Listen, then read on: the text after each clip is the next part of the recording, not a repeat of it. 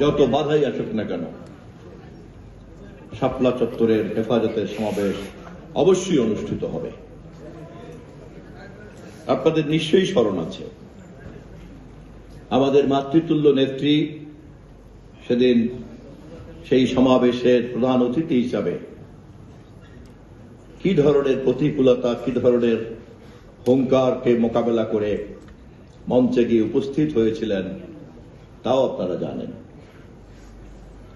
আপনাদের নিশ্চয়ই স্মরণ আছে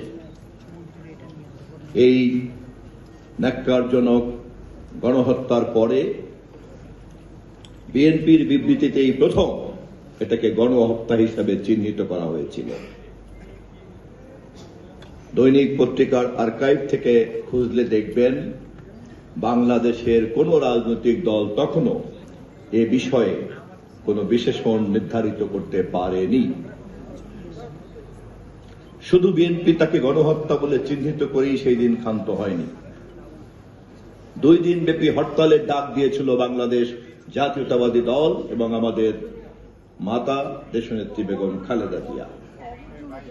গায়েবাজারে জানাজা অনুষ্ঠিত হয়েছিল বিএনপির কেন্দ্রীয় কার্যালয়ের সামনে। হত্যাকারীরা যখন এই অপরাধকে ভিন্ন খাতে প্রবাহিত করার জন্য নানান রকম বিকৃত তথ্য ছড়াছড়ি করতে শুরু করলো,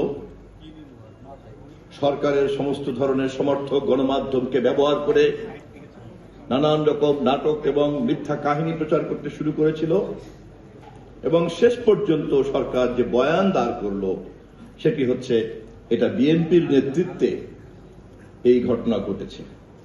নিশ্চয়ই আপনাদের তা মনে আছে। এবং যে মামলাগুলি দায়ের করা হয়েছিল সেই মামলার প্রায় সব মিলিয়ে আসামির সংখ্যা হবে 250-র মতো। 8টি মামলা হয়েছে এবং সেই মামলাগুলিতে এই সমস্ত আসামির মধ্যে শতকরা 90% আসামি হচ্ছে বিএনপি এবং তার অঙ্গ সংগঠনের নেতারা এবং প্রথম সারির নেতারা, বিশেষ করে অঙ্গ সংগঠনের হাবিবুন নবী সোহেলের মতো নেতা, আব্দুল কাদের ভূঁইয়া জুয়েলের মতো নেতা, এই ধরনের অঙ্গ সংগঠনের সব বড় বড় নেতাদেরকে আসামি করে করা হয়েছে। এরপরের ইতিহাস আপনাদের সকলের জানা। শাপলা চত্বরের এই জমায়েত এবং ফ্যাসিবাদের এই আক্রমণ এবং বিএনপির বহু জমায়েতকে এইভাবে তছনছ করে দেওয়া, আক্রমণ করা, ভেঙে দেওয়া, বিরোধী দলের বহু ঘটনা, বহু আন্দোলন, বহু নিয়মতান্ত্রিক সংগ্রামকে তছনছ করে দেওয়া, জেলায় জেলায় বিভাগে বিভাগে বিএনপির যে সমাবেশ, বিভাগীয় সমাবেশ, সেগুলির উপরে রাষ্ট্রকে লেলিয়ে দিয়ে জনগণের ক্ষোভকে দমন করার যে ব্যর্থ চেষ্টা, এই সবগুলিকে যদি আমরা একসঙ্গে আজকে আমাদের স্মৃতির টেবিলে জড়ো করি তাহলে দেখতে পাব ফ্যাসিবাদের বিরুদ্ধে সমাজের এমন কোনো অংশ নাই, গণতন্ত্র মনা এমন কোনো অংশ নাই যারা তাদের আক্রমণে শিকার না হয়েছে এবং কারো রক্ত ছাড়াই সেই সমস্যার সমাধান খুঁজে পাওয়া যায়নি।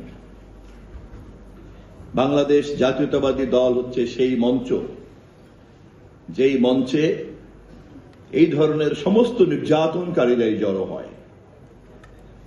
বাংলাদেশ জাতীয়তাবাদী দলের আন্দোলনের আহ্বানের যে পরিধি, সেই পরিধি যে এত ব্যাপক, সেই ব্যাপকতার কারণেই বাংলাদেশের সমস্ত অংশের মানুষের ফ্যাসিবাদ বিরোধী ক্ষোভ অবশেষে এক স্রোতে এসে মিশে দাঁড়ায়।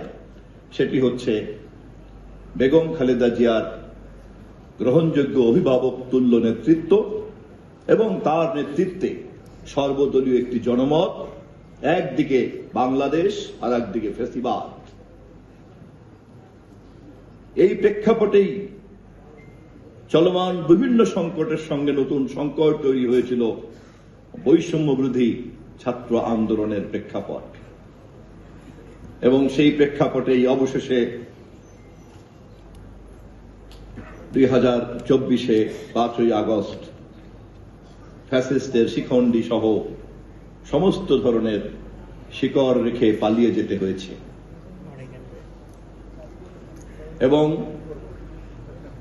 অন্তর্বর্তীকালীন সরকারের মেয়াদে এই বিষয়ে আমরা অনেক ভালো ভালো কথা শুনেছি, অনেক সুন্দর সুন্দর চিন্তার কথা শুনেছি, কিন্তু সময়ের অভাবেই হোক অথবা অন্য কোনো কারণেই হোক কোনো কার্যকরী পদক্ষেপ আমরা এখনো পর্যন্ত দেখতে পাইনি। আপনাদের সকলের ত্যাগ তিতিক্ষা এবং রক্তের বিনিময়ে গত 12ই ফেব্রুয়ারির যে বিতর্কহীন বাংলাদেশের সবচেয়ে পরিচ্ছন্ন নির্বাচন অনুষ্ঠিত হয়েছে,